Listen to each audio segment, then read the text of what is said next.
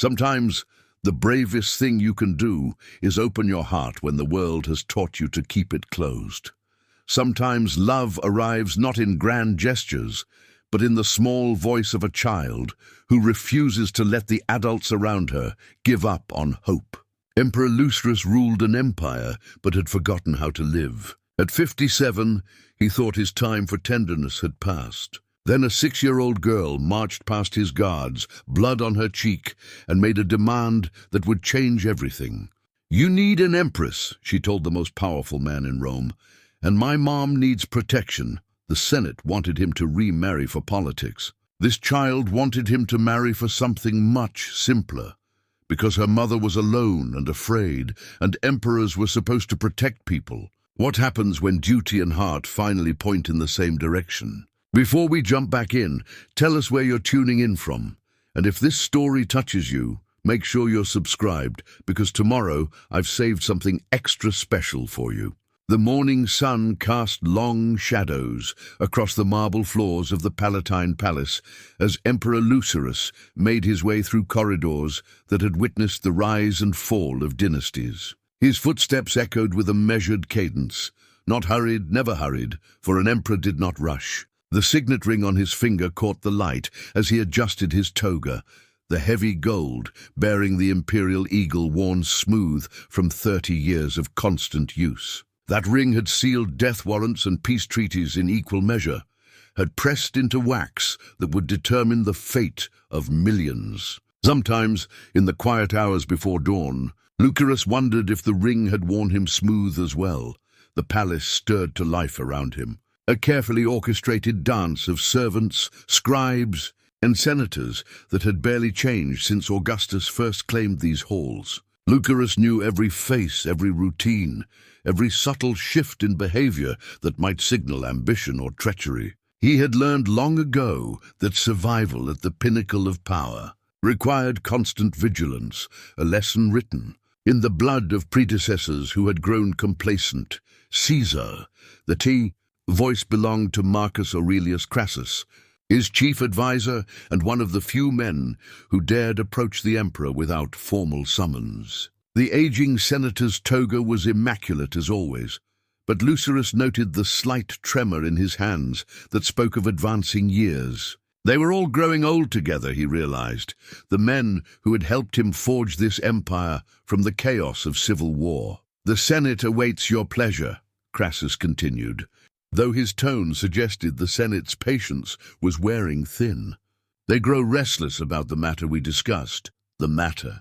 As if reducing the question of imperial succession to such clinical terms could strip it of its personal weight. Lucerus paused at the great window overlooking the Forum Romanum, watching the citizens of his empire begin their daily commerce. Merchants hawked their wares, children chased each other between the columns, and life continued in its eternal rhythm, largely indifferent to the concerns of those who governed it. "Tell me, old friend," Lucerus said without turning from the window, "when you look upon your grandchildren, do you see the future or the past?"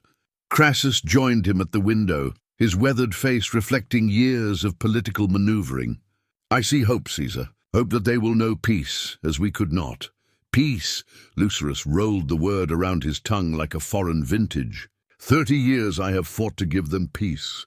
30 years of campaigns, of sleeping in tents while others slept in beds, of making decisions that kept me awake long after the candles burned low. And now they ask for one thing more. A wife is hardly an unreasonable request for an emperor, Crassus ventured carefully. The people need to know the succession is secure. Without an heir, the vultures circle," Lucerus finished the familiar refrain.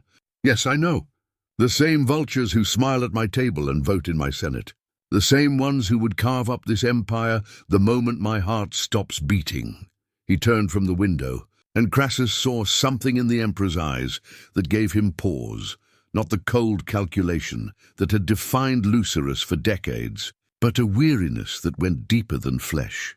The throne room awaited them as it did every morning. Its vast space designed to dwarf those who entered and remind them of imperial majesty. The eagle standards gleamed in the torchlight, each one representing legions that had sworn their lives to the man who now took his place upon the marble seat that had been carved for gods but occupied by mortals. Senators filed in with practiced deference, their togas arranged with calculated precision, their faces masks of respectful attention. Senator Gaius Flavius spoke first, as protocol demanded of the senior member.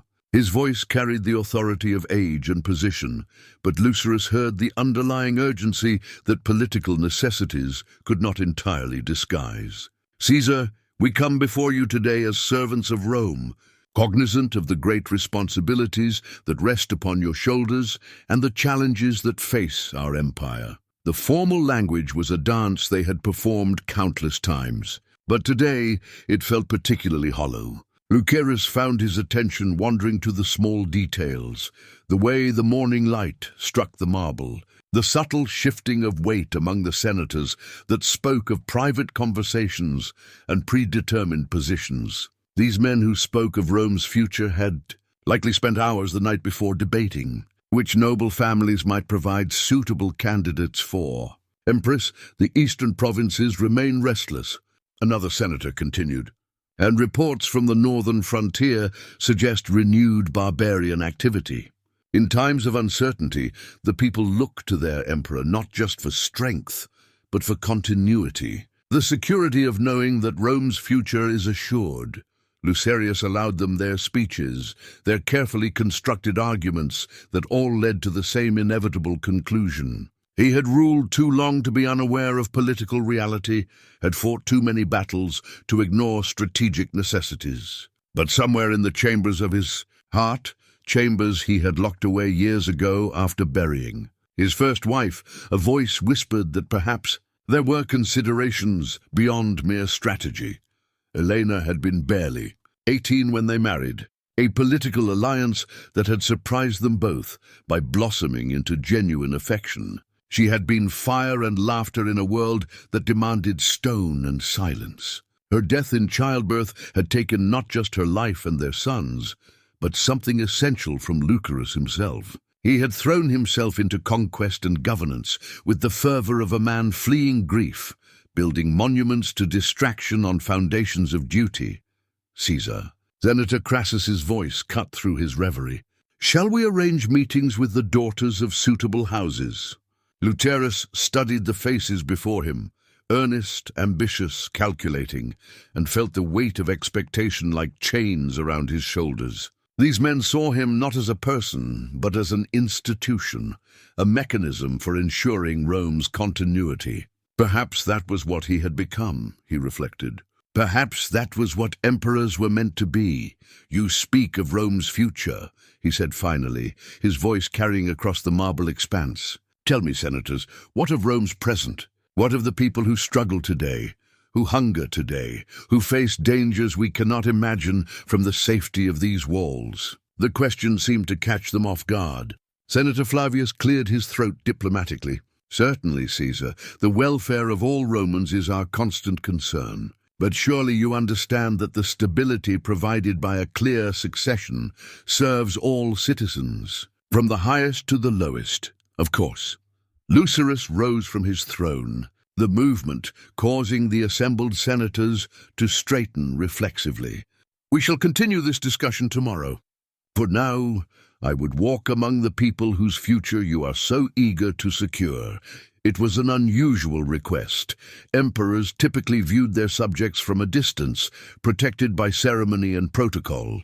But Lucerus found himself craving contact with something real, something untouched by the calculating ambitions that filled his daily existence. The senators exchanged glances, but could hardly refuse their emperor's stated desire to commune with his people. The morning air in the forum carried the scents of bread and spices, of leather and wool, of honest labor and simple commerce. Citizens recognized their emperor despite his relatively modest escort, dropping to their knees or calling out blessings. Lucerus acknowledged them with the practiced grace of decades. But his attention was drawn to the ordinary details of their lives, the calloused hands of a blacksmith, the weathered face of a merchant, the bright eyes of children who saw in him not a man but a legend. It was here, among the people whose futures hung in the balance of Senate debates, that fate chose to intervene. As Lucerus paused to speak with a veteran of the Gallic campaigns, a commotion arose near the steps of the Temple of Jupiter. Raised voices, the sound of running feet, and then, cutting through the general noise with startling clarity, the voice of a child raised in indignation.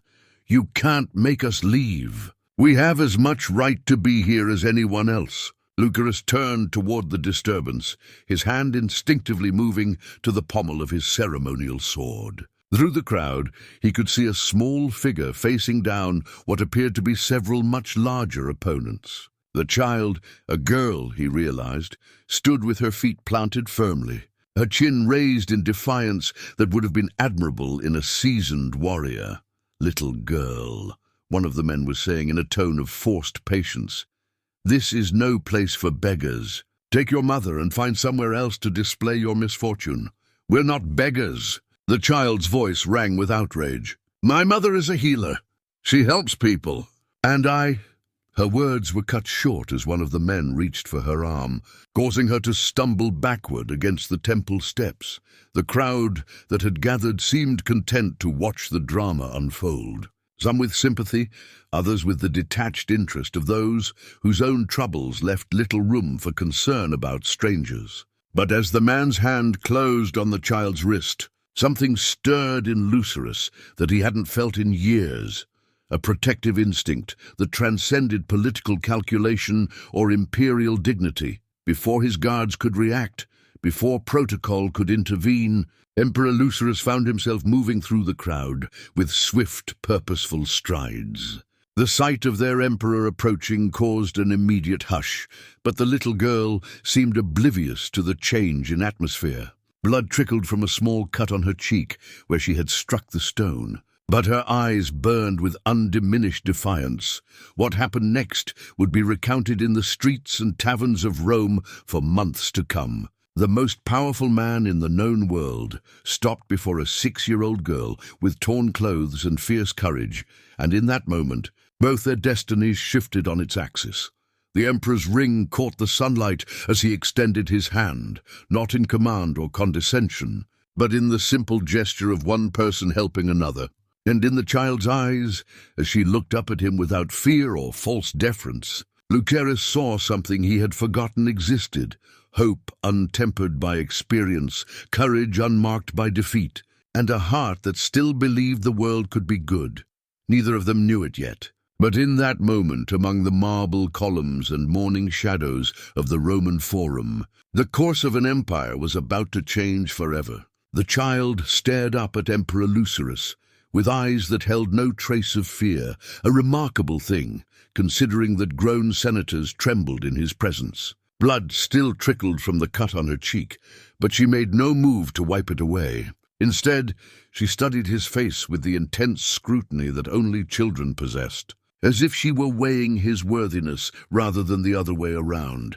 "You're him," she said finally, her voice carrying a matter-of-fact certainty that somehow made the statement feel like both recognition and judgment. "You're the Emperor." The men who had been harassing her moments before now stood frozen in horror, their faces pale as they realized they had been witnessed in their cruelty by the one person in the empire who could end their lives with a word. The crowd had pressed back to form a respectful circle, but Lucerus was aware of hundreds of eyes watching this unprecedented scene unfold. "I am," he replied simply, still extending his hand to help her up. "And you are injured." She glanced down at his outstretched hand, then back to his face. "It's just a scratch. I've had worse." The dismissive way she said it made Lucerus wonder exactly what kind of life this small person had lived. "Besides, that's not important right now. I need to talk to you about something serious."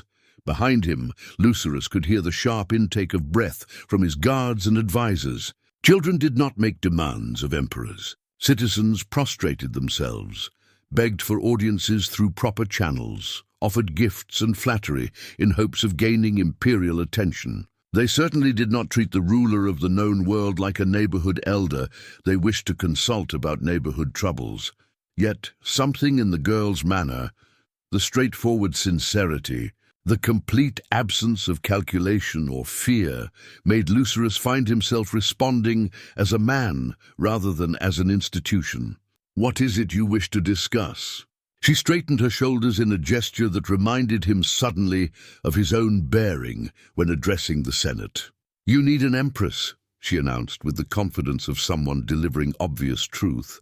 "And my mom needs protection." The silence that followed was so complete that Lucerus could hear the distant sound of cartwheels on stone, the call of vendors from across the forum, the everyday sounds of Roman life continuing, despite the fact that its central authority was currently engaged in the most unusual conversation of his reign. "I see," he said carefully, though in truth he saw nothing clearly at all. "And you believe these two needs are connected?" "Of course they are." The girl spoke with the patient tone of someone explaining something perfectly logical to someone who was being deliberately obtuse. "You need someone to be Empress because all the important people keep saying so. I heard them talking about it in the market. And my mom needs someone to protect her because bad men keep bothering us and we don't have anyone to make them stop." Marcus Crassus stepped forward, his diplomatic instincts finally overcoming his shock. "Caesar, perhaps we should—" "No." Lucerus held up a hand without taking his eyes off the child. Something about this moment felt important in a way he couldn't yet define, as if the gods had arranged this encounter for purposes beyond his understanding. "Please continue. Tell me about your mother." The girl's serious expression softened slightly, and for the first time she looked truly like the child she was. "Her name is Livia, and she's the best healer in our whole province. She saved my life when I was a baby, and she saved lots of other people too. When the plague came 2 summers ago, she worked day and night until everyone was better. She never asks for payment from people who don't have money. And she always shares our food with families who have less than we do." The words tumbled out with the earnest enthusiasm of someone describing their greatest hero. But Lucerus noticed something else in the girl's voice, a note of protectiveness that seemed far too mature for her years. "She sounds like a remarkable woman," he said gently. "But what makes you think she needs protection?" The child's expression darkened, and suddenly the fierce defiance was back. "Because men keep trying to hurt her. They say she's too pretty to be alone, and that she needs a husband to keep her safe. But when she says no, they get angry. Some of them have. They've tried to force her." Her small hands clenched into fists. "I try to help, but I'm just little. I can't really stop them." The raw honesty of the statement hit Lucerus with unexpected force. Here was a child who had clearly witnessed things no young person should see, who carried burdens that belonged to adults. The protective instinct that had drawn him across the forum strengthened into something approaching anger at those who would prey on a woman and terrify her child. "And you believe," he said slowly, "that if your mother were married to me, these men would leave her alone?" "Well, yes." The girl looked at him as if he were missing something obvious. "You're the emperor. Nobody bothers the empress, do they? And you probably need someone who's smart and kind and good at taking care of people." "My mom is all of those things." The logic was so simple, so utterly practical, that Lucerus found himself momentarily speechless. Here was a child who had reduced the complex political calculations of imperial marriage to a straightforward exchange of protection for companionship. She had stripped away all the protocols and formalities to reveal something essentially human at the core of the arrangement. "There are certain traditions," he began carefully, "regarding how emperors choose their wives. Matters of family lineage, political alliances, but do you want to marry someone just because their father is important?" The girl interrupted with devastating directness. "Or would you rather marry someone who would actually make you happy?" The question struck him like a physical blow. When had he last considered his own happiness as a factor in any decision? When had any choice in his life been made based on what would bring him joy rather than what would serve the empire? The girl was looking at him with genuine curiosity, as if his answer actually mattered to her. Happiness, he repeated thoughtfully, is not always a luxury that emperors can afford. That's sad, she said with such simple sincerity that it somehow conveyed more sympathy than all the formal condolences he had received upon Elena's death. My mom says everyone deserves to be happy, even if it's just in small ways. She says that's what makes life worth living. From his peripheral vision, Lucerus could see his advisors exchanging increasingly frantic glances. This conversation had already lasted far longer than protocol would typically allow, and its subject matter was venturing into territory that made seasoned politicians uncomfortable. Yet he found himself reluctant to end it, curious to see where this remarkable child's thoughts would lead. "And where is your mother now?" he asked. "She's waiting by the fountain," the girl replied, pointing toward a spot near the edge of the forum where a modest figure in a simple brown stola stood watching the proceedings with obvious anxiety. Even at this distance, Lucerus could see that the woman was indeed as the child had described, attractive without being ostentatious, carrying herself with quiet dignity despite her obviously modest circumstances. "She told me not to bother you," the girl continued with a sheepish expression, "but I couldn't just stand there and watch those men be mean to us anymore.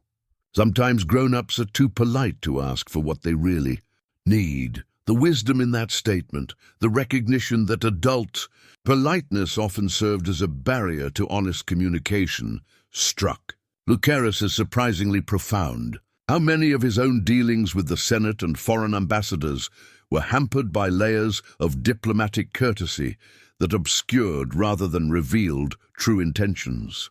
"What is your name, child?" he asked.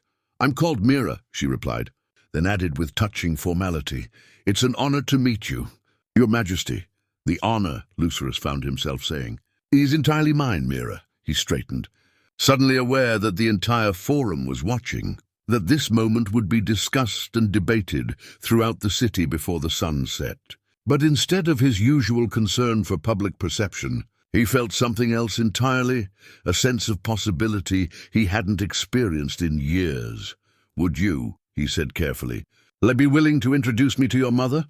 Mira's face lit up with the kind of pure joy that reminded him why children were considered blessings from the gods. "Really, you'll meet her?" "I will," he confirmed, then added with a slight smile, "After all, if I am to seriously consider your proposal, I should probably speak with the lady in question." As they began walking toward the fountain where Livia waited, Lucerus caught sight of a small leather sandal lying forgotten on the temple steps, evidence of the courage that had brought them to this moment. He made a mental note to have it retrieved and returned to its owner. Behind them, the whispered conversations of his entourage began immediately. But Lucerus found that for the first time in years, he was more interested in the path ahead than in the political calculations that would inevitably follow. Livia stood by the fountain with the stillness of someone who had learned to make herself invisible when necessary.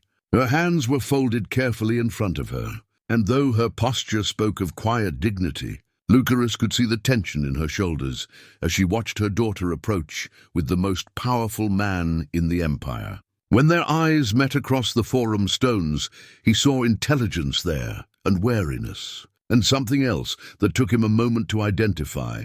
Resignation tinged with a mother's fierce protectiveness. She was perhaps 30 years of age, with the kind of beauty that came not from youth alone, but from character, etched gently into her features. Her dark hair was braided simply, held with a plain wooden clasp that spoke of practical rather than decorative concerns. Her stola, while clean and well-mended, showed signs of honest wear. Everything about her suggested a woman who had learned to find grace within limitations. As they drew near, Livia dropped into a respectful curtsy that was neither subservient nor overly elaborate, the gesture of someone who understood proper protocol but was not intimidated by it. "Your Majesty," she said in a voice that carried the warm timbre her daughter had inherited, "I hope my child has not presumed too greatly upon your time. On the contrary, Lucerus replied, studying her face for signs of the calculation he had grown so accustomed to seeing in those who sought his attention. Instead, he found only genuine concern and a mother's embarrassment at her child's boldness. Mira has proven to be quite enlightening company. A small frown creased Livia's brow as she glanced between her daughter and the Emperor. I fear she may have spoken out of turn. Children sometimes see solutions where adults understand there are complications. Perhaps, Lucerus said thoughtfully, but sometimes children see clearly because they have not yet learned to doubt simple truths. He gestured toward a stone bench near the fountain. Would you join me? I find myself curious about your circumstances. Behind him, Marcus Crassus cleared his throat diplomatically. Caesar, we do have the morning's appointments to consider. Cancel them, Lucerus said without turning around. Inform the Senate that urgent matters of state require my immediate attention. As they settled on the bench, with Mira positioning herself protectively between her mother and the gathered onlookers, Lucerus found himself studying Livia with the same attention he might give to a complex military campaign. Not because he suspected deception, but because he sensed layers of strength that intrigued him. Mira tells me you are a healer, he began. I am, Livia confirmed, her hands absently checking her daughter's cut with the practiced efficiency of someone accustomed to treating injuries. I learned the craft from my mother and she from hers. We have served the communities around Tusculum for 3 generations, and your husband. The question brought a shadow across her face, but she answered without flinching. Dead these 4 years, Your Majesty. He was a good man, a carpenter who took ill during one of the fever seasons. I tried, her voice caught almost imperceptibly. I tried everything I knew, but sometimes even healers cannot heal those they love most. The grief in her voice was real and deep, but it was grief that had been lived with rather than fresh anguish. Lucerus recognized the tone. He had heard it in his own voice when speaking of Elena. It was the sound of someone who had learned to carry loss without being crushed by it. I am sorry for your loss, he said, and meant it. It must be difficult raising a child alone while maintaining your practice. Livia's hand found Mira's shoulder, a gesture so natural it seemed unconscious. Mira is hardly a burden, Your Majesty. She has been my greatest blessing. But you are right that it can be challenging. There are those who believe a woman alone is somehow incomplete, in need of correction. The men who have troubled you, Lucerus said, his voice taking on an edge that made his nearby guards straighten slightly. Tell me about them. Livia glanced at her daughter, clearly reluctant to discuss such matters in front of the child. But Mira's expression was resolute. I already told him about it, Mama, about Marcus Brutidius and his friends, and what they tried to do. The name meant nothing to Lucerus, but the way Livia's jaw tightened at its mention told him everything he needed to know about the character of Marcus Brutidius. A local magistrate, she explained quietly.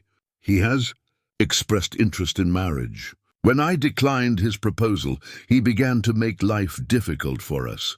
Small things at first, questioning my practices, suggesting to patients that my treatments might be unreliable. But lately, his approaches have become more direct. More direct how? The question came out harder than Lucerus had intended, causing several nearby citizens to step back nervously. He has visited our home uninvited, Livia said carefully. Made it clear that his protection might be necessary if we wish to continue our work in the region. He has suggested that a woman in my position needs to be more grateful for the interest of established men. The euphemisms were delicate, but their meaning was crystal clear. Lucerus felt a familiar cold anger building in his chest, the same fury that had driven him through 30 years of military campaigns. But this was different from battlefield rage. This was personal in a way he hadn't experienced since Elena's death. And what of the local authorities? He asked, though he suspected he already knew the answer.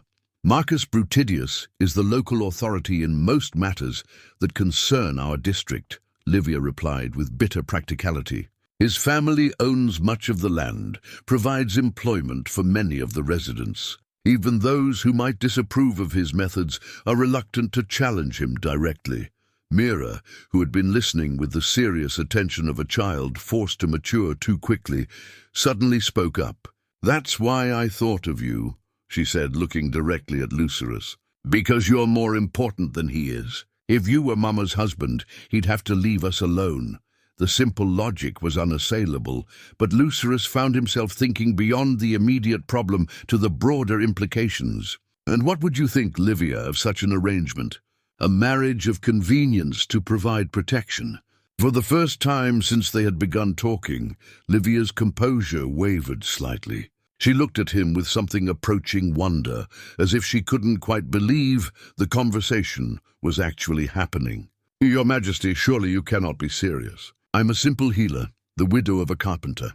I have no family connections, no dowry, nothing to offer an emperor except yourself," Lucerus interrupted gently, "which, if your daughter's assessment is accurate, includes wisdom, kindness, skill in healing, and the courage to raise a remarkable child under difficult circumstances." The bronze bracelet on Livia's wrist caught the sunlight as she absently twisted it. A nervous gesture that made her seem suddenly vulnerable, despite her careful composure. Lucerus noticed the bracelet was worn smooth. Clearly a treasured possession kept despite what must have been considerable financial hardship. "I would not want you to make such a decision hastily," she said finally, "or to enter into something you might later regret. You know nothing of my character beyond what a child's love might exaggerate." "Then perhaps," Lucerus found himself saying, "we should remedy that. Would you consent to spend time in my company, that we might know each other better before any decisions are made?" The offer hung between them like a bridge across an impossible chasm. Around them, the ordinary life of Rome continued, merchants calling their wares, children playing between the columns, the eternal rhythm of imperial commerce. But in this small circle beside the fountain, 3 lives balanced on the edge of transformation. Livia looked at her daughter, then back at the Emperor, her dark eyes searching his face for something he hoped she would find there. "Yes," she said quietly, "I believe I would like that very much." The palace gardens at sunset held a different quality of light than the harsh marble of the Forum, softer and more forgiving. Lucerus had invited Livia and Mira to take the evening meal with him in this more intimate setting, away from the formal protocols of the throne room and the watchful eyes of the Senate. It had been 3 days since their first meeting, and each conversation had revealed new layers of complexity in what had initially seemed like a child's simple proposal. Mira sat cross-legged on a cushion, entirely at ease in surroundings that would have intimidated seasoned diplomats. She was examining a mechanical toy, a small bronze bird that sang when wound, that had belonged to Lucerus's own son decades ago. The sight of the child delighting in something that had brought joy to another child long dead stirred emotions he had thought permanently buried. "She's not afraid of anything, is she?" Lucerus observed, watching Mira demonstrate the toy's mechanism to a bemused servant. Livia smiled, though he caught the shadow of concern that crossed her face. "I sometimes wonder if that's a blessing or a curse. Fear can be a protection, especially for the vulnerable. But Mira has always seen the world as a place of possibilities rather than dangers, even after everything you've both endured." The question brought a thoughtful pause. Livia set down her cup, fine ceramic painted with delicate vines, so different from the rough pottery she was accustomed to, and considered her words carefully. "Perhaps because of what we've endured. When you've lost the most important things, other fears become smaller, less significant." Lucerus understood that wisdom intimately. After Elena's death, after losing his son, many of the concerns that occupied other men's minds had seemed trivial by comparison. Battlefield dangers that terrified seasoned soldiers had felt almost welcome, simpler than the complex grief of living. "Tell me about your healing," he said, genuinely curious. "Mira mentioned that you saved lives during the plague years." "It was hardly just me," Livia replied with the modesty he had noticed was habitual for her. "Healing is often about persistence as much as knowledge. staying with the sick when others flee, trying treatments that might work even when conventional remedies fail. But you must have knowledge that others lack, or your reputation would not have reached even my advisor's ears. The comment clearly surprised her. Your advisors know of my work.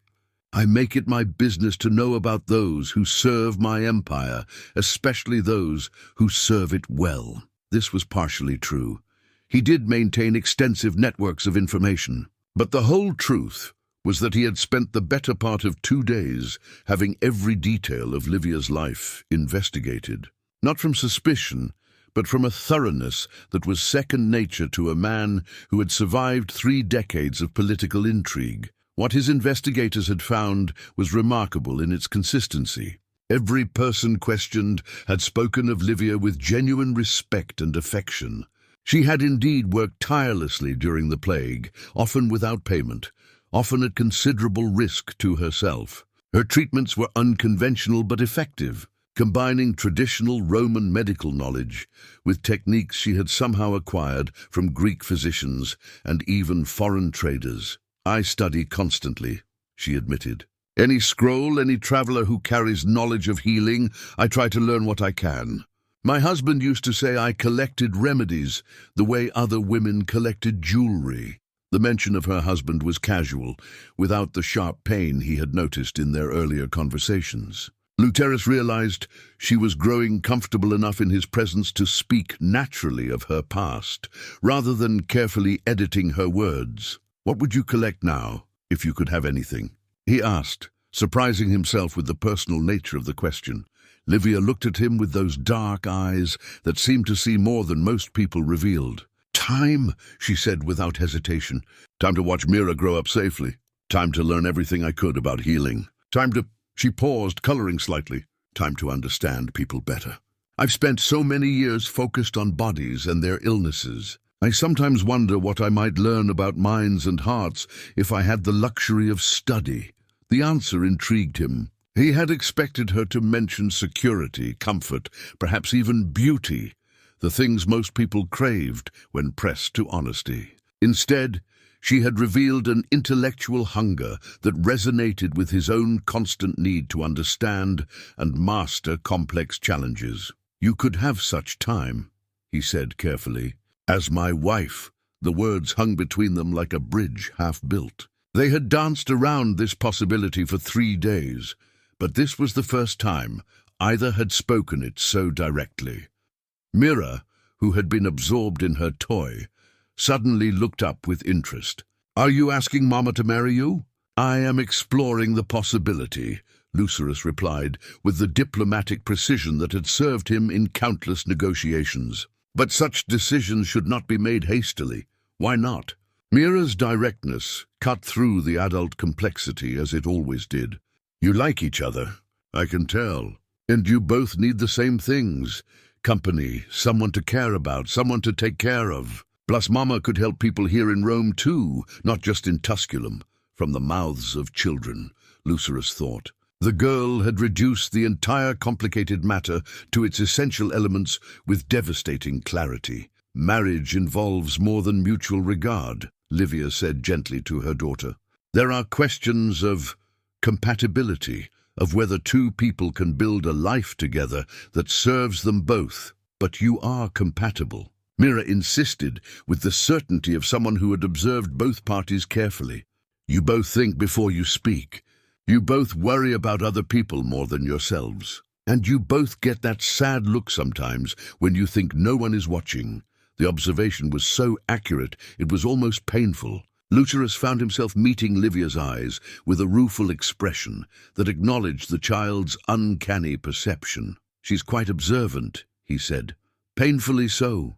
Livia agreed with a slight smile. I've never been able to hide much from her. An ornate silver mirror lay on the table among the dinner settings, its polished surface reflecting the garden's twilight beauty. Lucerus caught sight of his own reflection and saw what Mira had. Noticed the subtle melancholy that had become so much a part of his expression that he had stopped seeing it. Himself, what do you see when you look at your future? He asked Livia suddenly. She was quiet for a long moment, absently turning the silver mirror so that it caught the last rays of sunlight. "I see uncertainty," she said finally. "I see questions without clear answers. But I also see," she looked at him directly, "I see the possibility of something I had not dared to hope for. Not just protection, but partnership. Not just survival, but purpose. And what purpose would that be?" "To matter," she said simply.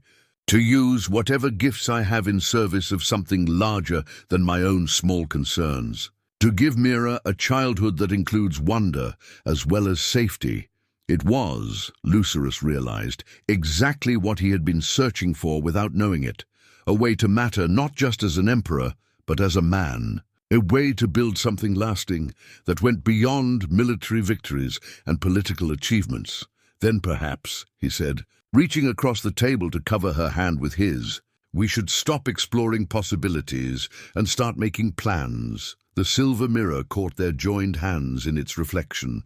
And for the first time in years, Lucerus saw hope reflected back at him. The announcement of the emperor's betrothal sent ripples through Roman society like stones cast into still water. Within hours of the formal proclamation, the palace was buzzing with whispered conversations, hastily called meetings, and the barely concealed panic of senators who had spent weeks arranging introductions to their own daughters and nieces. Marcus Crassus found himself in the unenviable position of explaining to increasingly agitated noble families why their carefully laid plans had been superseded by a carpenter's widow.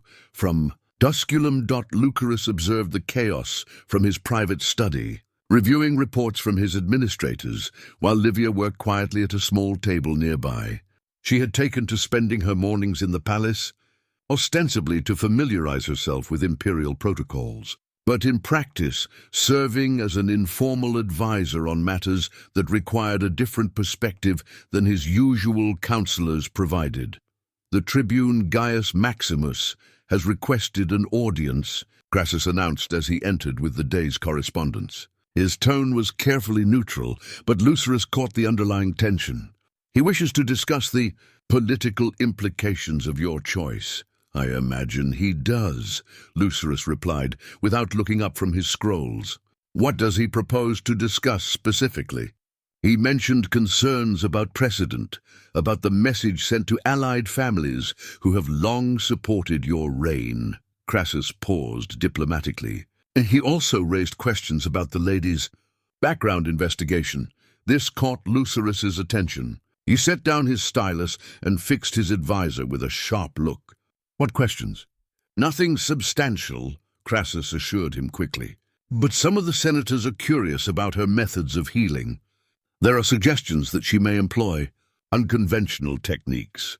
Livia looked up from her own work, where she had been studying detailed maps of Roman trade routes that Lucerus had asked her to review. Her expression was calm, but he noticed the slight tension in her shoulders that indicated she understood exactly what was being implied.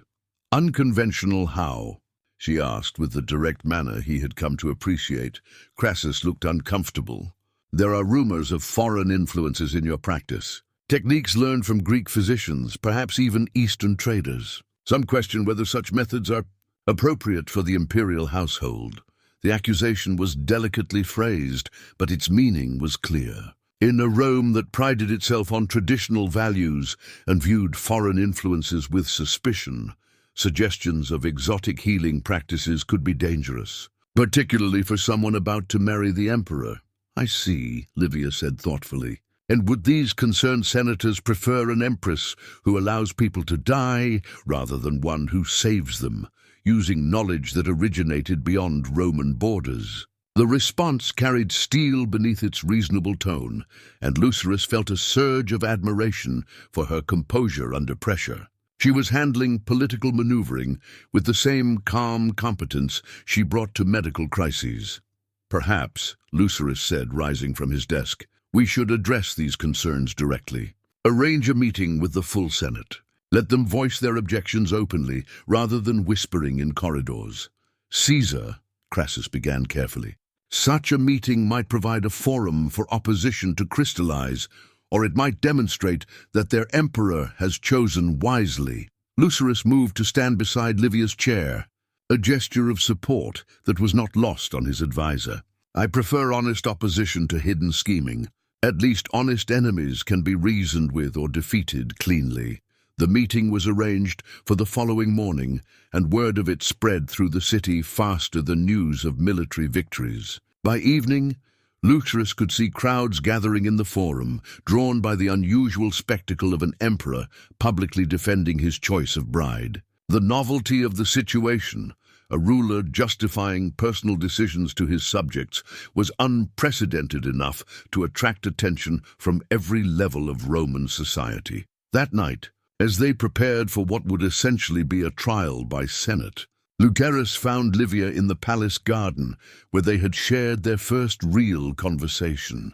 She was holding a small clay tablet covered with symbols he didn't recognize, studying it with the intense concentration he had noticed she brought to any form of medical knowledge. "What are you reading?" he asked, settling beside her on the stone bench. "A recipe for fever reduction that I learned from an Egyptian trader," she replied, not looking up from the tablet. "It involves a combination of willow bark and honey with certain herbs that don't grow in Roman territory. Very effective for children, but—" She sighed and set the tablet aside.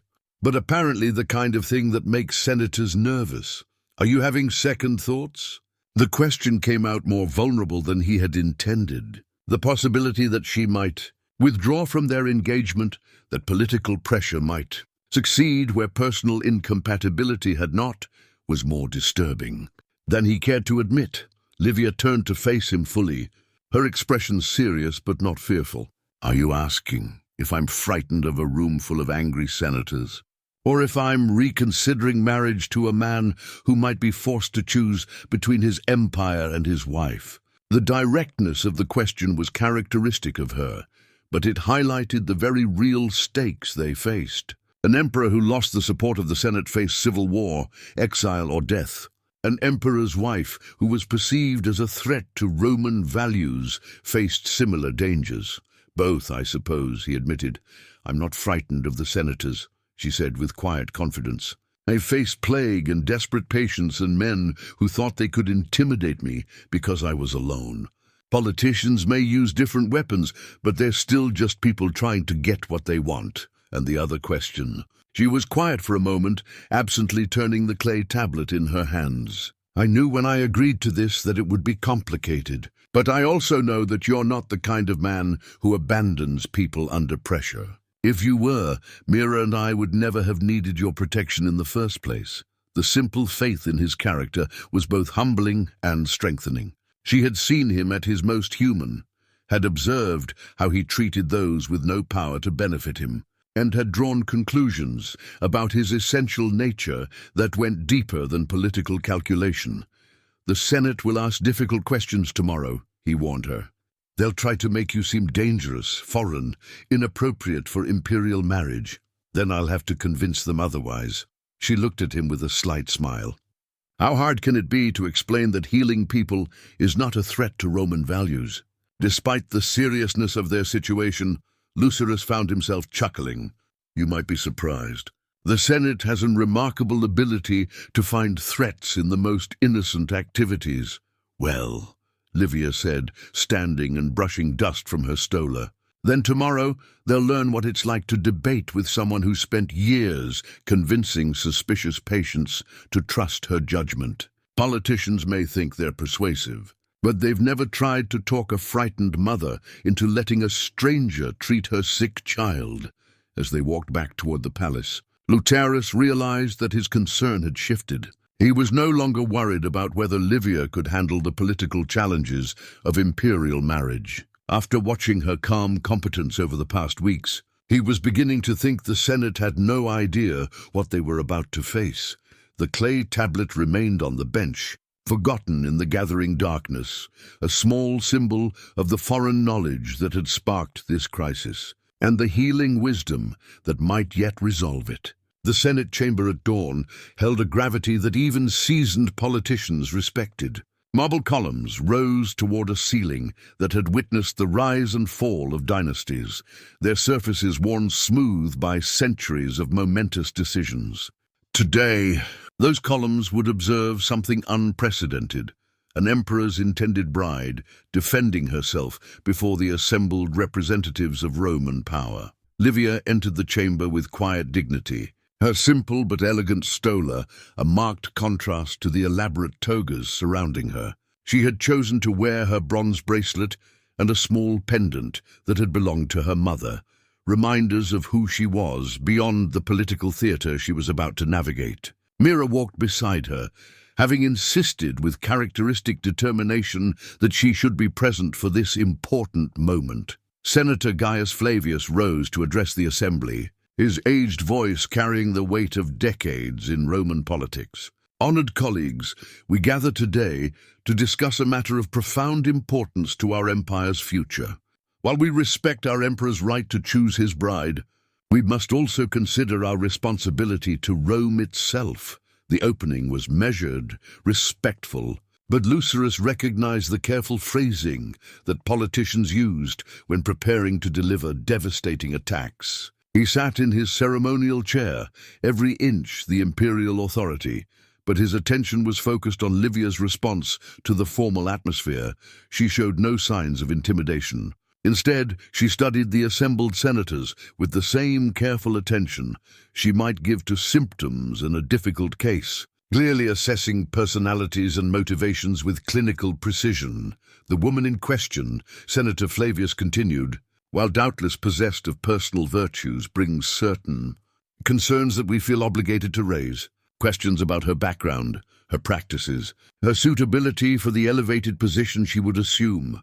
Senator Marcus Brutus, not the liberator of old, but a descendant who traded on the family name, took the floor next. His approach was more direct, less diplomatically wrapped. We have reports of healing methods that rely heavily on foreign techniques. Practices learned from Greeks, Egyptians, even barbarian traders. Is this the image we wish to present to allied nations? An empress who embraces non-Roman ways? Lucerus felt the familiar cold anger building, but before he could respond, Livia rose gracefully from her seat. The chamber fell silent. It was unusual for anyone other than senators to speak in these proceedings, and unprecedented for an emperor's intended bride to address the assembly directly. "Honored senators," she began, her voice carrying clearly through the marble space. "I'm grateful for this opportunity to address your concerns. I understand that my background differs from what you might have expected in an imperial bride. But perhaps we might examine what that background actually represents."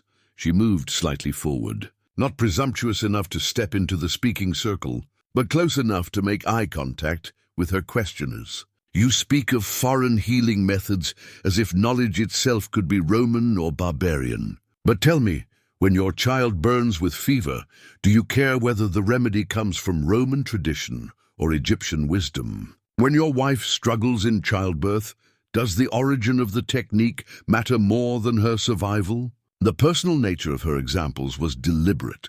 Many of these men had faced exactly such situations, had watched helplessly as loved ones suffered while traditional Roman medicine proved inadequate. Senator Brutus was not deterred. "But surely you understand the symbolic importance of imperial behavior. The people look to their leaders for examples of proper Roman values. What message does it send when the emperor's wife employs practices that ordinary citizens might view as suspicious?" "I believe," Livia replied with quiet steel, "that it sends the message that their emperor has chosen a wife who will do everything in her power to preserve life and reduce suffering. But if that is somehow un-Roman, then perhaps someone should explain to me what Roman values actually are." The challenge was perfectly delivered, respectful in tone but devastating in implication. She had forced them to defend the position that saving lives was somehow unpatriotic. Young Senator Quintus Aurelius, clearly coached for this moment, rose with a scroll in his hand. "We have documented reports of your consultation with traders from lands hostile to Rome, Egyptian merchants whose loyalties are questionable, Greek physicians who serve foreign courts. How can we be certain that these interactions haven't compromised your loyalty to Roman interests?" It was a more serious accusation, one that touched on questions of treason rather than mere unconventionality. Lucerus started to rise, but Livia gestured almost imperceptibly for him to remain seated. She was handling this herself. "Senator," she said, addressing Quintus directly, "I have indeed learned from physicians and healers from many lands. Would you like me to tell you why?" Without waiting for permission, she continued. 3 years ago, a Roman soldier returned from the eastern campaigns, carrying a disease none of our traditional remedies could treat. He was dying, and his wife brought their sick children to me in desperation. Roman medical knowledge had no answer for their suffering.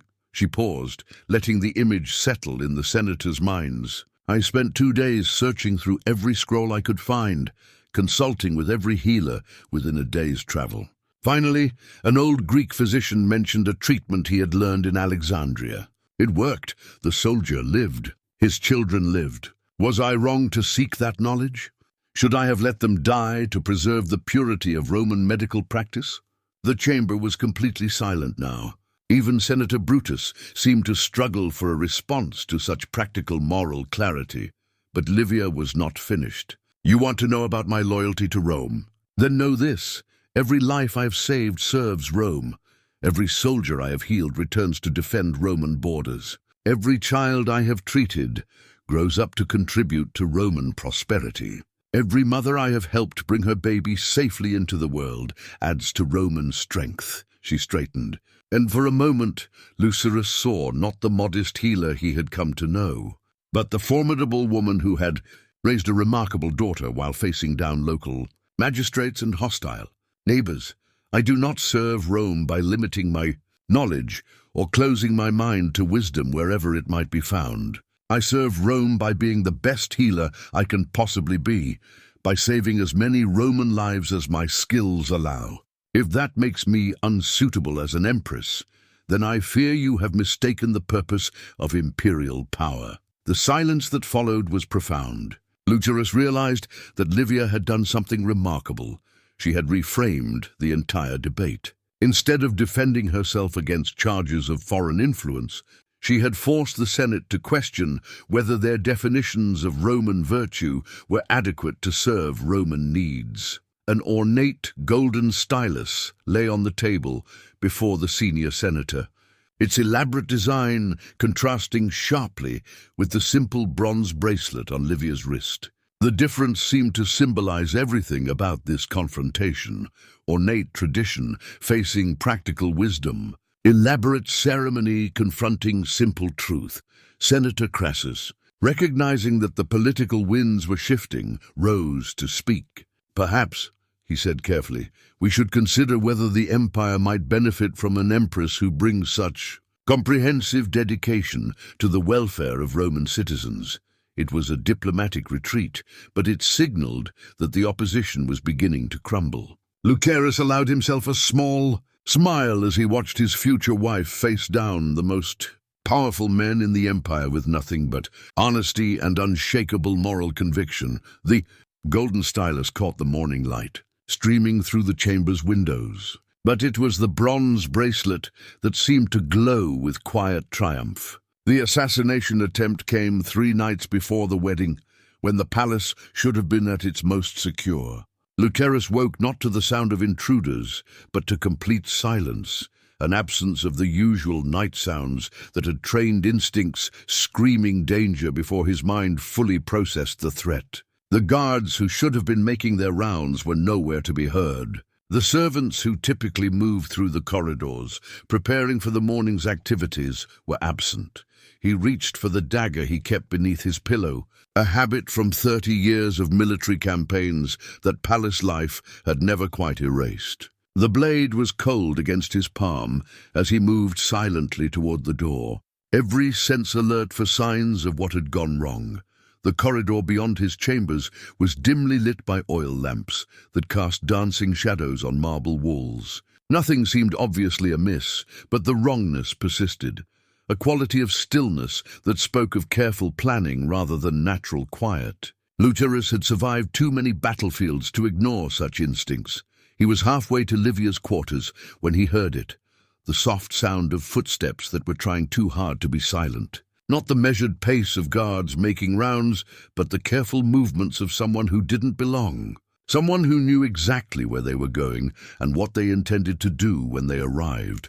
The realization hit him like a physical blow. The target wasn't him, it was Livia. He moved faster now, abandoning stealth for speed, his bare feet silent on the cold marble as he raced through corridors he could navigate in absolute darkness. Behind him, he heard shouts beginning to rise as the palace guards finally discovered whatever had delayed them. But their response was coming too late to matter. Livia's door stood slightly ajar, which was wrong. She was too cautious, too aware of potential dangers to leave her chambers unsecured.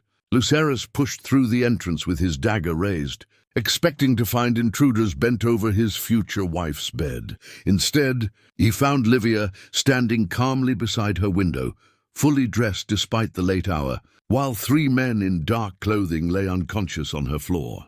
A small clay pot sat on her table, still steaming with whatever mixture she had used to render her would-be assassins helpless. "You're faster than I expected," she said without turning from the window. "I was hoping to have this cleaned up before you arrived." The casual tone was so at odds with the scene that Lucerus found himself momentarily speechless. He looked from the unconscious men to the woman who had apparently single-handedly defeated them, trying to process what he was seeing. "How?" he managed finally. "Herbs," she replied simply, finally turning to face him. The same knowledge the Senate finds so threatening proved quite useful tonight. A mixture that induces immediate unconsciousness when inhaled. Learned from that. The suspicious Egyptian trader they were so concerned about. She moved to one of the fallen men and checked his pulse with clinical efficiency. "They'll live, though they'll wake with considerable headaches. I thought you might want to question them before deciding their fate." Lucerus knelt beside the nearest intruder, noting the quality of his clothing and weapons. These weren't random criminals or foreign agents. They had the look of Roman soldiers, possibly even guards from within the palace itself. The implications were staggering. "How did you know they were coming?" he asked. Livia settled into a chair with the calm demeanor of someone discussing the weather rather than attempted murder.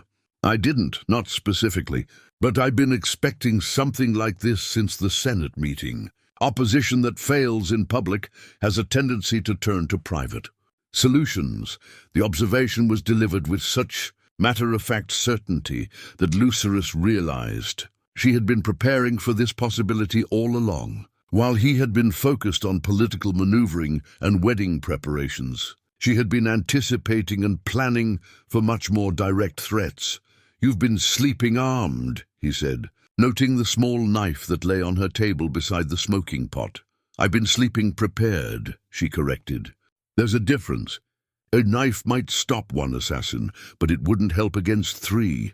Better to think ahead and choose your weapons accordingly."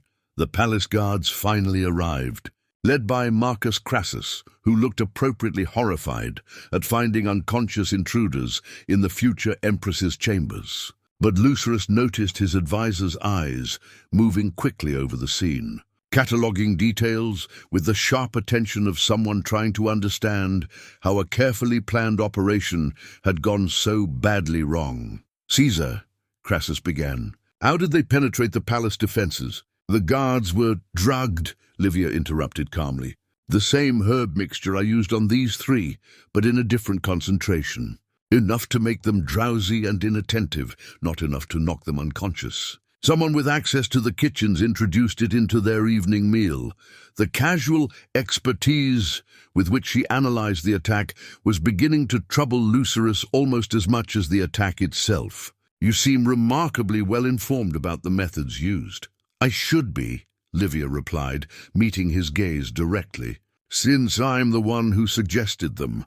The words hung in the air like an accusation waiting to be understood. Lucerus felt the world shift slightly around him as implications began to cascade through his mind. "Explain." "This was a test," she said simply. "One I needed to conduct before our marriage could proceed. I needed to know who in your inner circle could be trusted and who could not. So I provided certain individuals with the means to eliminate me. then waited to see who would use them. The revelation was so unexpected that Lucerus found himself sitting down heavily on the edge of her bed. "You orchestrated your own assassination attempt." "I orchestrated the opportunity for one," she corrected. "The actual attempt was carried out by people who genuinely wanted me dead. The difference is significant." She moved to a small wooden chest that sat beside her window and withdrew a scroll covered with detailed notes. "For the past week, I've been carefully observing everyone with access to the palace, noting patterns of behavior, identifying those who might pose future threats. Then I began leaving certain opportunities available to see who might act on them." Lucerus unrolled the scroll and found himself looking at meticulous observations about palace staff, guards, and even some senators. Names, habits, loyalties, and assessments of potential danger, all written in Livia's careful script. An ornate silver pendant lay among the items she had removed from the chest, clearly expensive, with engravings that marked it as belonging to a specific family. Lucerus recognized it immediately. "That belongs to Senator Quintus Aurelius," he said. "It does indeed," Livia confirmed. "One of our unconscious friends was carrying it." Apparently, young Quintus thought hiring assassins was preferable to accepting a commoner as Empress, though I suspect he had encouragement from others who preferred to keep their own hands clean. The pendant seemed to burn against Lucerus's palm as he held it. Quintus had been among the most vocal opponents of the marriage, but the emperor had assumed that political opposition would remain political. The idea that a sitting senator would resort to murder revealed depths of corruption he had not suspected. "Why didn't you tell me?" he asked. "Why handle this alone?" "Because I needed to know if you could trust the people around you," she replied. "And because this way we learned not just who wanted me dead, but who was willing to act on that desire. Information is more valuable than prevention when you're trying to secure a future." The clinical analysis was impressive, but it also revealed something about Livia that Lucerus was still processing. The woman he had thought of as a simple healer had demonstrated strategic thinking that would have impressed his most seasoned generals. "What else haven't you told me?" he asked. Livia was quiet for a moment, studying his face in the lamplight. "I haven't told you that I spent 2 years working as a physician for a traveling merchant caravan that served routes from here to Alexandria. I haven't mentioned that I learned not just healing arts from foreign contacts, but also intelligence gathering, strategic assessment, and personal protection. And I haven't explained that my late husband's carpentry business included designing and building concealed weapons for people who needed them." Each revelation was like another stone thrown into still water, sending ripples through everything Lucerus thought he understood about the woman he was planning to marry. "So you're not actually a simple healer from Tusculum," he said finally. "I'm absolutely a healer from Tusculum," she replied with a slight smile. "I'm just not simple. I thought you might have realized that by now." The silver pendant caught the lamplight as she took it from his hands and examined the engravings with professional interest. "The question now is what you want to do with this information. About the assassination attempt, about Senator Quintus, and about me." Lucerus looked at the unconscious men, at the evidence of betrayal in his inner circle, and at the woman who had single-handedly uncovered and neutralized threats he hadn't even suspected existed. The revelation changed everything about their relationship, but perhaps not in the way either of them expected. "I want," he said slowly, "to understand exactly who I'm marrying. And then I want to make sure that Rome never loses access to someone with your particular combination of skills." The silver pendant glinted between them like a promise of the dangerous game they were now committed to playing together. The dawn after the assassination attempt found the palace transformed into something resembling a military headquarters. Lucerus had called in his most trusted centurions, and the corridors now echoed with the measured steps of soldiers who understood that the games of politics had turned deadly. The wedding, scheduled for 3 days hence, would proceed, but under circumstances none of them had anticipated. In the Emperor's private study, maps of the city were spread across every surface, marked with positions of loyal troops, suspected safe houses, and the locations of senators whose loyalty had suddenly become questionable. Livia sat at the center of this martial planning, her detailed intelligence notes serving as the foundation for strategies that would reshape Roman political power. Senator Quintus was not acting alone, she explained to the assembled military commanders, her finger tracing connections across a hand-drawn chart of palace personnel. The timing of the attack, the coordination required to drug multiple guards simultaneously, the precise knowledge of my quarters layout, this required extensive planning and inside assistance. General Marcus Flavius, one of Lucerus's oldest friends and most capable officers, studied her analysis with the respect he would give to reports from his best scouts. How many conspirators are we talking about? At minimum, 6 people with significant access to palace operations, Livia replied, without hesitation. Possibly as many as 12 if we include those who may have provided information without understanding its purpose. The certainty in her voice caught the attention of every man in the room. These were soldiers accustomed to dealing with military intelligence, but they were looking at a healer who had single-handedly uncovered a conspiracy that their own security forces had missed entirely. Lucerus watched the dynamic with fascination. In a matter of hours, Livia had shifted from being his protected future bride to being a key strategic advisor whose insights were reshaping his understanding of threats to imperial power. The transformation was remarkable, but it also raised questions that demanded answers. "Show them the rest," he said quietly. Livia nodded and produced a second scroll from her belongings. The assassination attempt was only the beginning.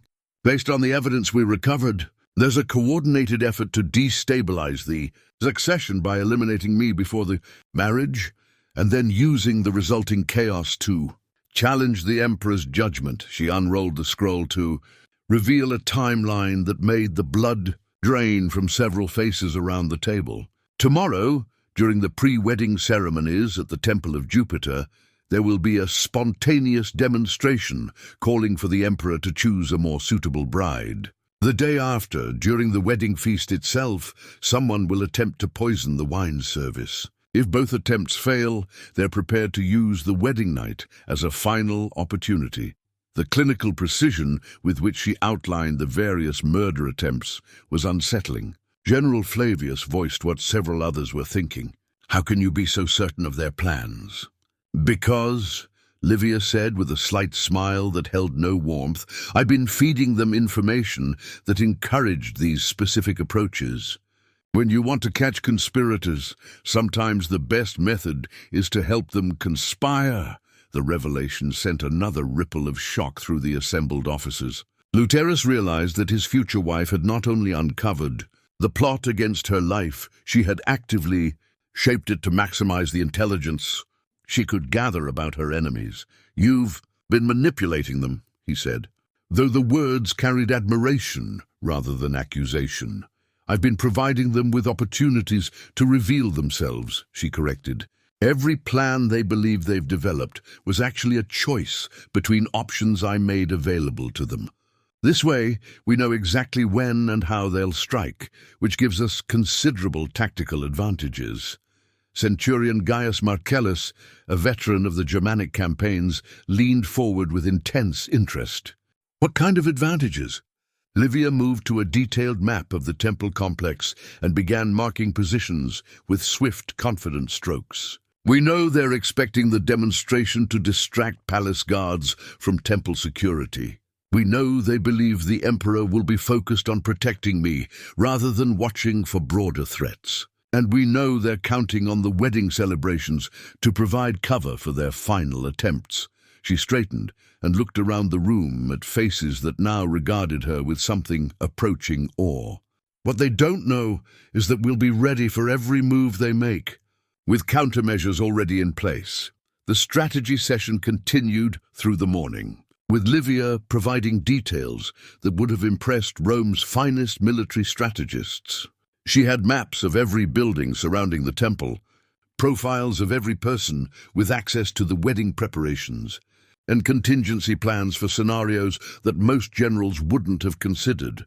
But as the planning grew more complex, Lucerus found himself struggling with questions that went beyond tactical considerations. He excused the officers and requested a private conversation with his future bride, a conversation that had been inevitable since the previous night's revelations. "I need to understand who you really are," he said, once they were alone.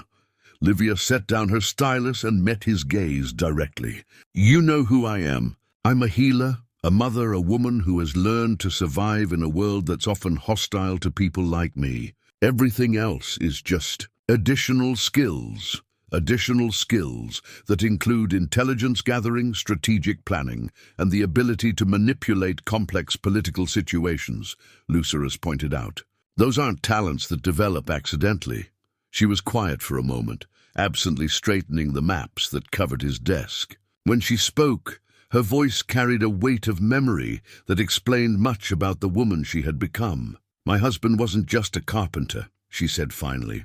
"He was a former centurion who had served in the Eastern campaigns, a man who understood that knowledge and preparation were the difference between life and death. When he settled in Tusculum, he taught me that a woman alone would face dangers that couldn't be solved with healing herbs alone." The admission opened a window into experiences that Lucerus was only beginning to understand. "He trained you?" "He taught me to observe, to plan, to think several steps ahead of potential threats. He showed me how to gather information, how to build networks of contacts, how to turn apparent weaknesses into tactical advantages." Her voice softened. "He said that if something ever happened to him, I would need more than medical knowledge to protect our daughter." The practical love behind such training was both touching and sobering. Lucerus could imagine a dying man desperately trying to prepare his wife for a world that would see her as vulnerable prey rather than a person deserving protection. "The merchant caravans?" he asked. "Were an education," she confirmed. 2 years of learning how intelligence flows between cities, how different cultures approach problems, how to recognize threats and opportunities that others might miss. I told people I was traveling to expand my medical knowledge, which was true, but it wasn't the only knowledge I acquired. An ornate brass compass lay among the papers on his desk, its needle pointing steadily north despite the chaos of maps surrounding it. The instrument seemed to symbolize something essential about Livia herself. No matter how complex the situation became, she maintained a clear sense of direction. "Why didn't you tell me this before?" Lucerus asked. "Why let me think you were just a simple healer?"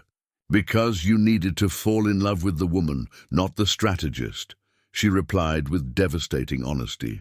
"If I had revealed these capabilities immediately, you would have seen me as a useful political asset rather than a potential partner.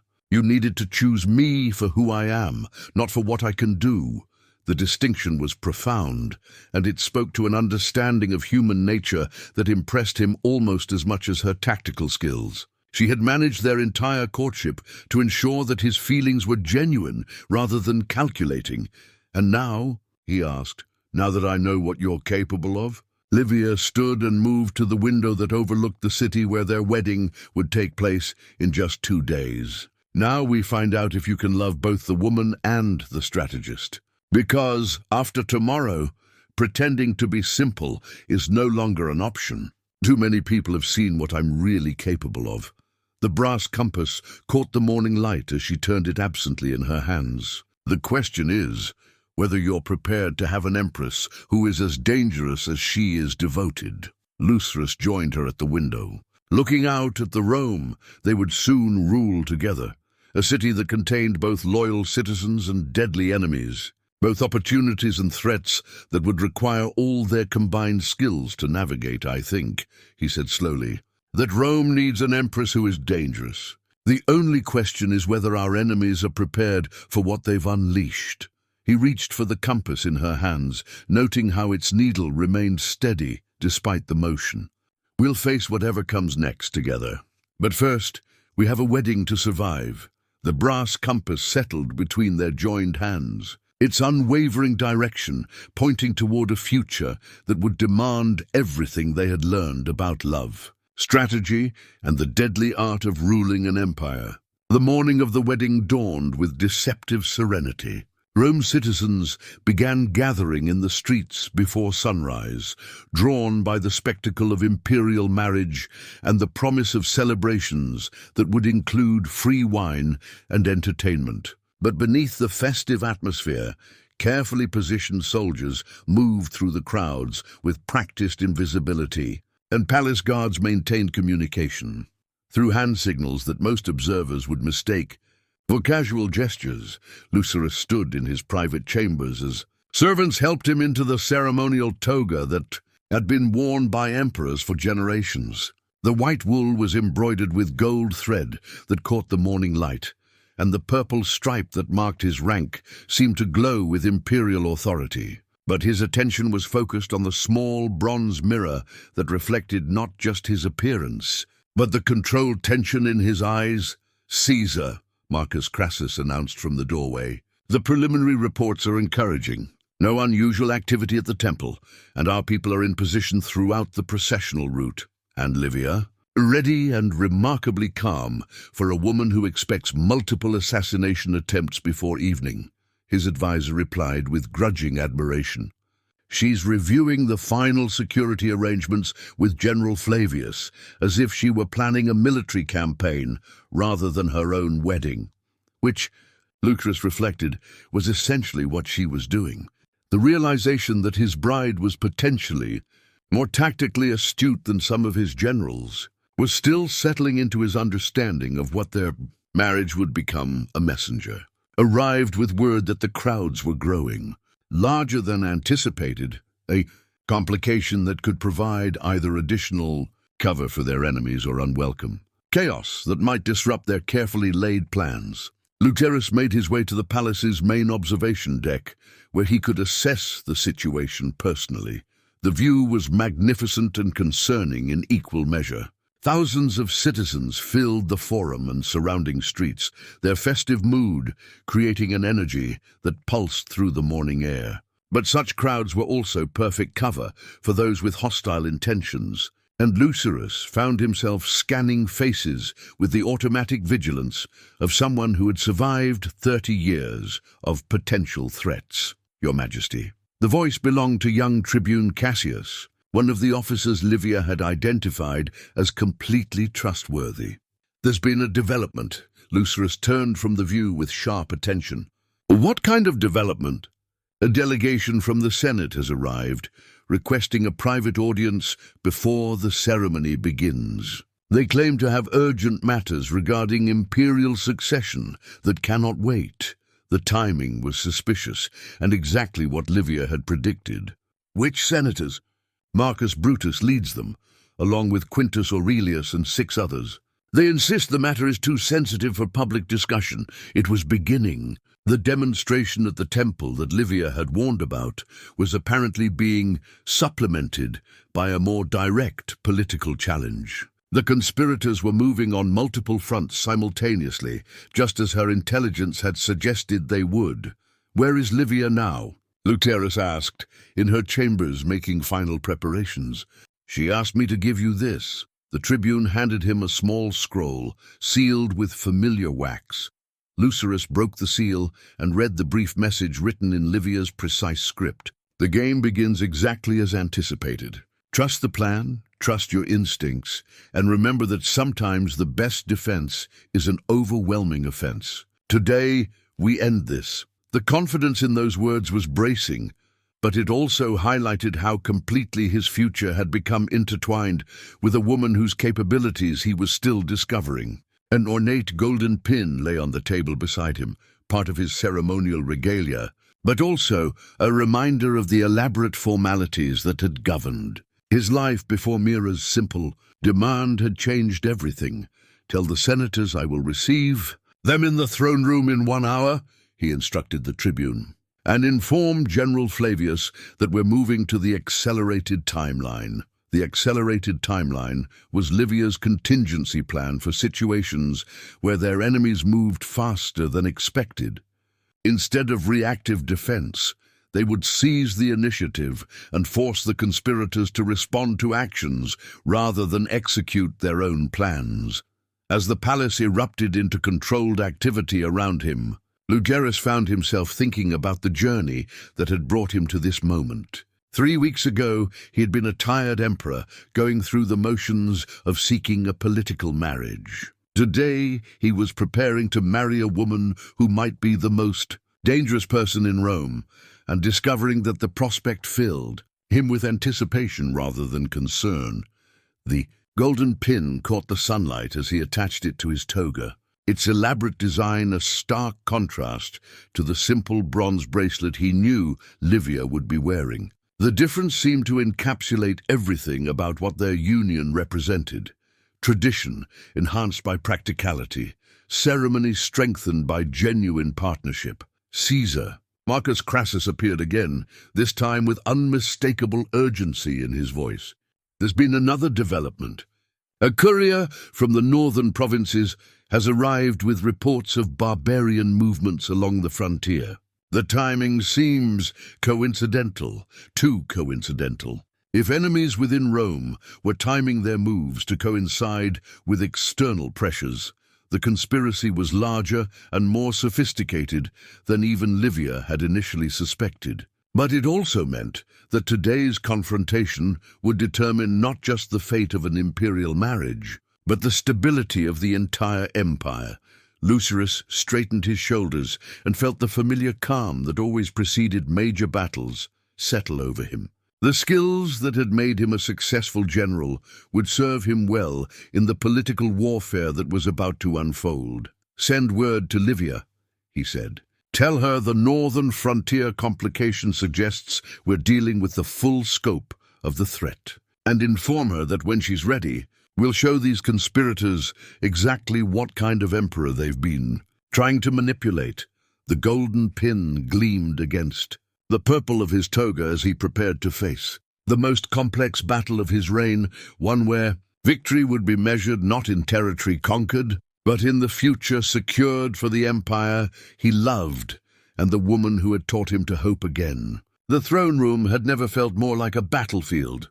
8 senators stood in formal arrangement before the imperial chair, their togas draped with calculated precision, their faces masks of political purpose. But Lucerus could see the tension beneath their ceremonial composure, the slight tremor in Marcus Brutus's hands, the way Quintus Aurelius kept glancing toward the exits, the forced steadiness of their collective breathing.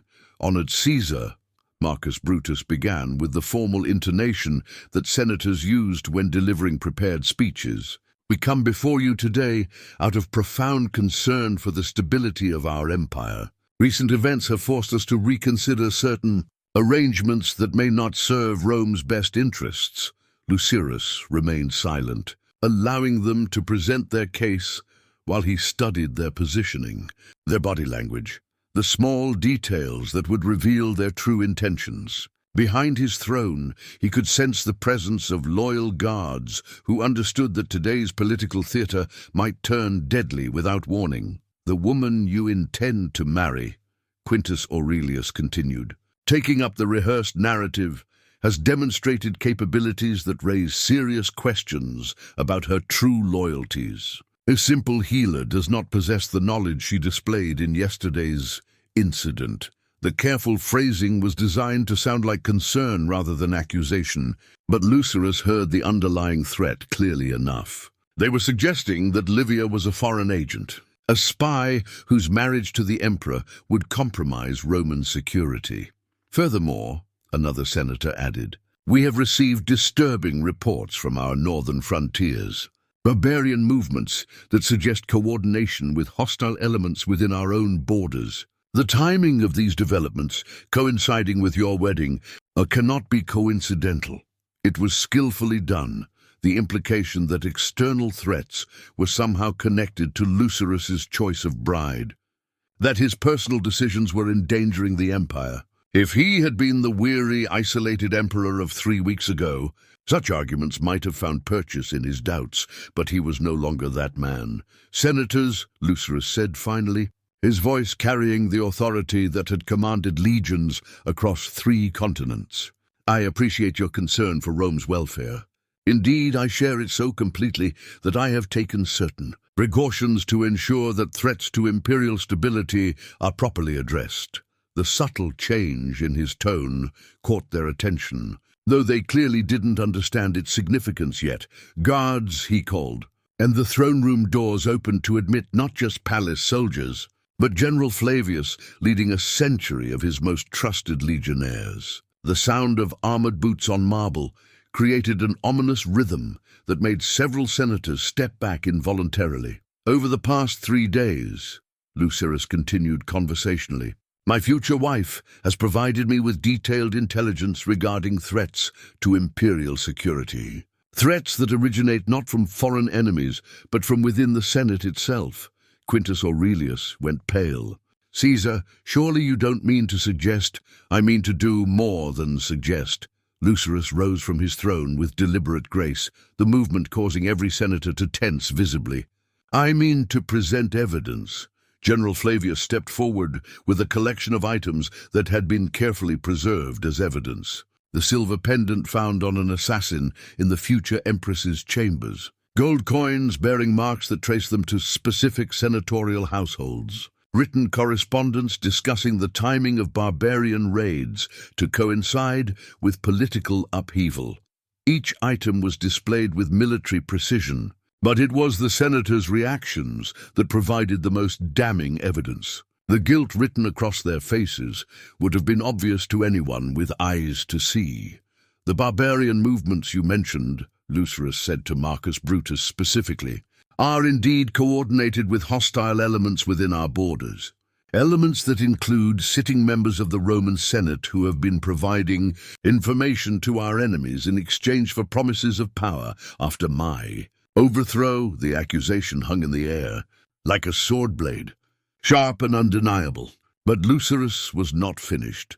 "What you failed to understand," he continued, "is that my bride is considerably more dangerous than you imagined. Not to Rome, but to Rome's enemies. Every plan you thought you were making in secret has been observed, recorded, and counted.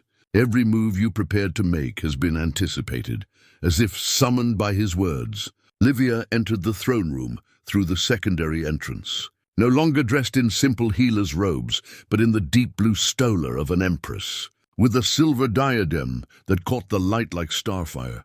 Her presence transformed the space, adding a dimension of authority that made the assembled senators seem suddenly small and foolish.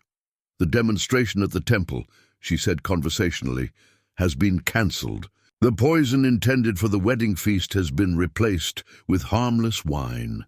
The final assassination attempt planned for tonight will instead find loyal guards waiting in ambush." She moved to stand beside Lucerus's throne with the natural ease of someone taking her rightful place. "You assumed that because I was a woman from a provincial town, I must be naive about political realities. That assumption has cost you everything." An ancient ceremonial sword hung on the wall behind the throne, a weapon that had belonged to Augustus himself, symbol of imperial authority passed down through generations. Today, it would witness justice being dispensed to those who had betrayed that authority. "Marcus Brutus, Quintus Aurelius," Lucerus said formally, "you and your co-conspirators are guilty of treason against the Roman people. Your correspondence with barbarian leaders, your attempts to assassinate the future Empress, and your plans to destabilize the succession constitute crimes punishable by death." The silence that followed was absolute. Even the guards seemed to hold their breath as the full weight of imperial judgment settled over the throne room. "However," Lucerus continued, "my bride has convinced me that mercy can sometimes serve Rome better than vengeance." The reprieve was unexpected, and hope flickered in several faces before Livia spoke again. "You will live," she said simply, "but you will live in exile, stripped of rank and property, your names erased from public records. Rome will forget you existed, which is perhaps a fate worse than death for men who lived for public recognition. The ceremonial sword gleamed in its place on the wall, a reminder of justice served and authority preserved, as the conspirators were led away to face the consequences of their miscalculation.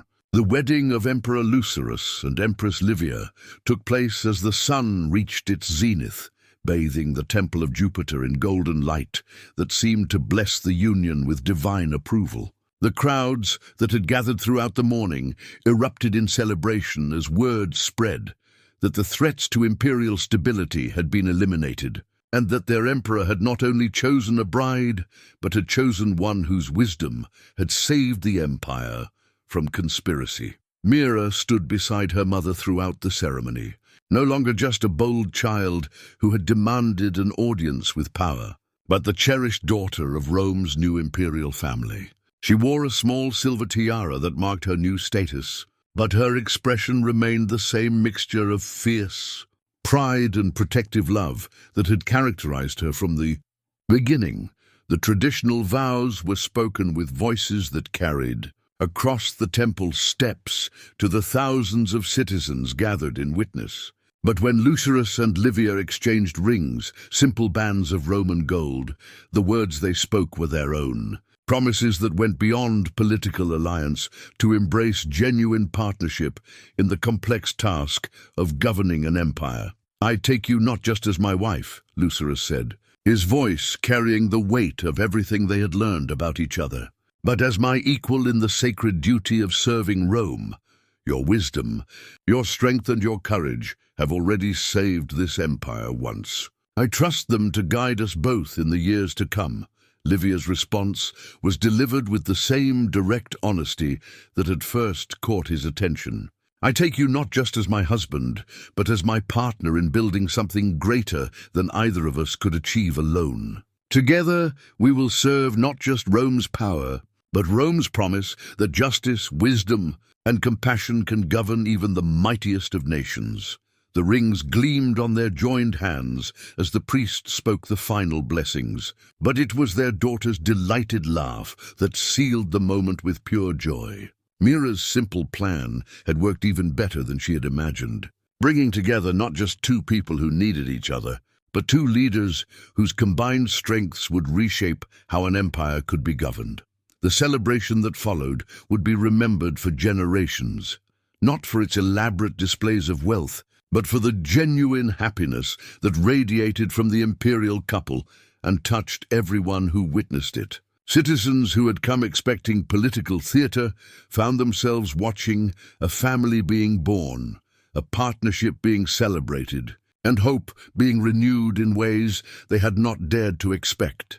As evening approached and the public festivities began to wind down, Lucerus and Livia retreated to the palace gardens where they had first begun to know each other. The same stone bench where they had shared tentative conversations now became the setting for reflections on how completely their lives had transformed. "No regrets?" Lucerus asked, watching his new wife examine a small pottery shard that had been left behind by the day's celebrations, a piece of ordinary Roman ceramic that somehow seemed significant in the dying light, about marrying an emperor, facing down assassins, or discovering that politics is more dangerous than healing plague victims. Livia replied with the gentle humor that had become precious to him, "Only that we didn't have more time to plan the wedding celebration." Mira deserved more cake. Their daughter was indeed asleep in her new chambers, exhausted by a day that had exceeded even her considerable expectations. Tomorrow, she would begin lessons appropriate to her new station. But she would also continue to be the remarkable child whose courage had set everything in motion. "What do you think she'll make of imperial life?" Lucerus wondered. "She'll adapt," Livia said with maternal confidence. "Mira has never met a challenge she couldn't turn into an opportunity. Besides, Rome needs leaders who remember what it's like to be powerless, who understand that true strength comes from protecting those who can't protect themselves." The pottery shard reflected the last light of day as Livia turned it absently in her hands. It was nothing valuable or significant, just a fragment of everyday Roman life that had become part of their wedding day. But somehow it seemed to represent everything their marriage would be about, finding meaning and purpose in ordinary things, building something lasting from simple materials, creating beauty and strength from the humble elements of daily existence. The frontier reports? Lucerus asked, though he already knew the answer. False alarms, exactly as we suspected. The barbarian movements were carefully exaggerated to provide excuse for the conspirators' timeline. General Flavius has confirmed that our borders remain secure. Livia set down the pottery fragment and looked directly at him. But there will be other challenges, other threats that we'll need to face together. Together, he agreed, finding deep satisfaction in the word. With your intelligence networks, my military experience, and Mira's uncanny ability to see through complex problems to simple solutions, the thought of facing future challenges as a team rather than as an isolated ruler was still novel enough to feel like luxury. For 30 years, Lucerus had carried the weight of imperial decisions alone. Now he had partners whose judgment he trusted completely, whose different perspectives would strengthen rather than complicate his leadership. As the stars appeared above the eternal city, Emperor and Empress made their way back to the palace that was now truly their home. Behind them, the pottery shard remained on the garden bench, a small reminder that the most profound transformations often began with the most ordinary moments. Rome slept peacefully that night, protected not just by legions and walls, but by leaders who understood that true imperial power came from the willingness to serve something greater than themselves. In the palace, a small family that had been forged from courage, necessity, and unexpected love prepared to write the next chapter of an empire's story. The pottery shard caught the moonlight briefly before a gentle breeze carried it away, but the foundation it represented, built from honesty, strengthened by partnership, and blessed by hope, would endure for generations to come.